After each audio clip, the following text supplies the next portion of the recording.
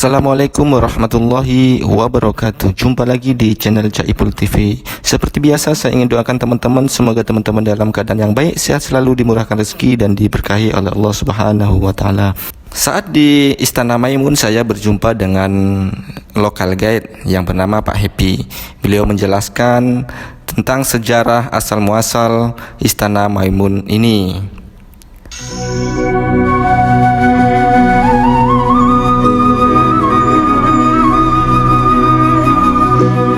Kalau tuanmu di dahulu, carikan saya bunga kamboja. Istana Maimun dibangun pada tanggal 28 Agustus 1888 dan selesai pada tanggal 18 Mei 1891. Istana Maimun didirikan oleh Sultan Ma'mun Al-Rashid Perkasa Alam Shah yang merupakan pendiri kota Medan pada saat itu. Istana Maimun terdiri dari 3 lantai dan terdapat 30 ruangan di dalamnya. Masing-masing ruangan di istana ini memiliki fungsi yang berbeda, mulai dari ruangan tamu, ruang tamu kerajaan, ruang acara adat, dapur, gudang, dan lain sebagainya. Kemudian beliau menjelaskan sejak tahun 1945 istana ini ditempati oleh para ahli waris keturunan Kesultanan Delhi Serdang. Pada waktu-waktu tertentu istana ini seringkali digunakan sebagai tempat pertunjukan musik tradisional Melayu.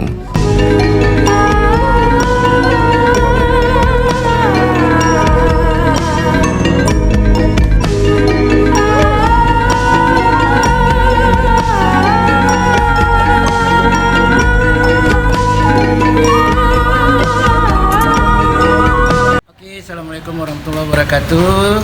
Kita sekarang berada di Istana Maimun, di tepatnya di Kota Medan, ya. Nah, ini kita mari masuk ke dalam, kita lihat istana ini, ya. Istana Maimun ini diambil dari kata Maimun, itu dalam bahasa Arab artinya makmur, ya, berkah.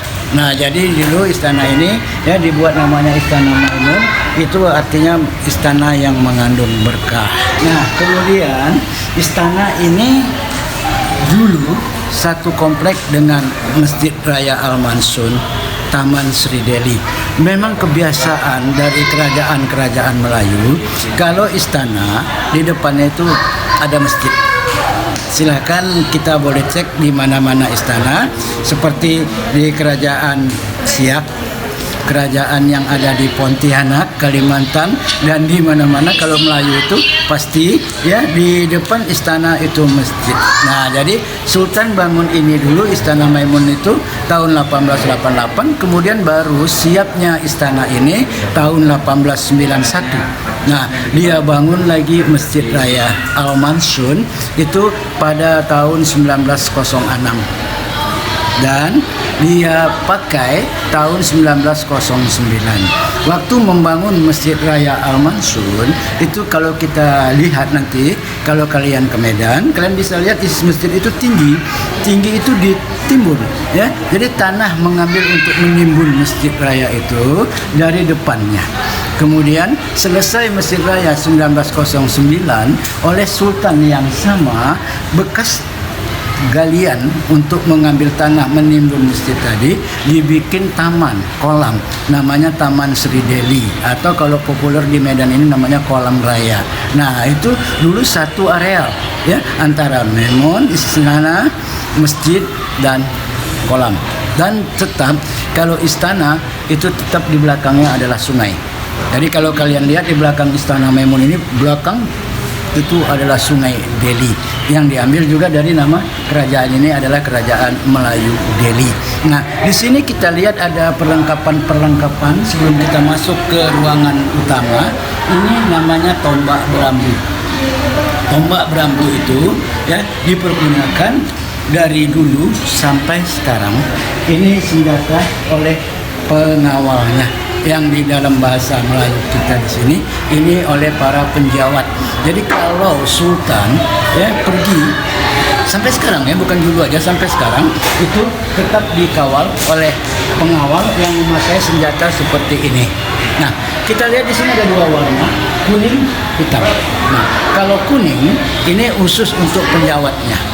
Sementara kalau yang hitam ini untuk komandan dari penjawat ini. Nah, jadi kalau misalnya sampai sekarang hari raya Idul Fitri, Sultan itu mau pergi sholat ke Masjid Raya, pagi-pagi mau pergi sholat Id, dia akan berpakaian Melayu lengkap dengan memakai senjata seperti ini oleh pengawalnya atau penjawatnya dengan dia seperti ini.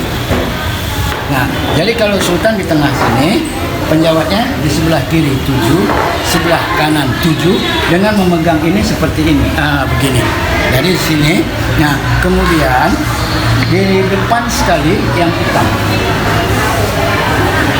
Ya, biasanya orang sakti ini yang megang ini.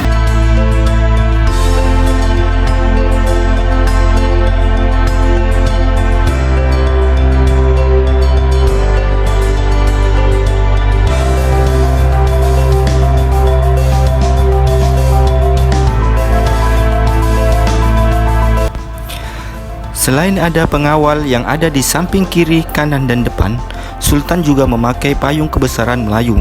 Payung yang digunakan adalah payung 3 tingkat yang berwarna kuning. Jika raja atau sultan berhalangan digantikan oleh putranya dan pejabat-pejabat di kerajaan Melayu, dan membawa bendera atau payung yang berbeda-beda. Jika yang menggantikan putranya, maka membawa payung yang 1 tingkat berwarna kuning. Jika yang mewakili Perdana Menteri dan pejabat yang lainnya, masing-masing membawa bendera atau payung yang berbeda-beda sebagai simbol kedudukan masing-masing jabatan dan kedudukan yang berbeda-beda di kesultanan tersebut. Jadi setiap bendera atau payung yang dibawa adalah membedakan suatu kedudukan jabatan di kesultanan. Kemudian kita masuk ke ruangan. Di ruang tengah dinamakan Balai Rungsri yang digunakan untuk acara-acara adat dan sampai sekarang masih digunakan. Di Balai Rungsri terdapat singgasana raja. Singgasana raja ini tidak diperbolehkan pengunjung untuk naik ke atasnya karena dari segi adat sudah melanggar adat Melayu. Pada singgasana terdapat anak tangga, terdapat 7 tangga khusus untuk sultan. Seandainya sultan tidak dapat memimpin acara, diwakilkan oleh yang ditunjuk sultan. Namun anak tangga yang 2 berwarna coklat dicabut, jadi tinggal 5 anak tangga untuk menandakan bahwa yang memimpin acara bukanlah sultan. Di singgasana terdapat berbagai perlengkapan seperti tempat sirih di sebelah kiri dan sebelah kanannya tempat membuang bekasnya. Kemudian yang di depan sebelah kanan singgasana untuk tempat cuci tangan dan sebelah kirinya tempat mengeringkan tangan.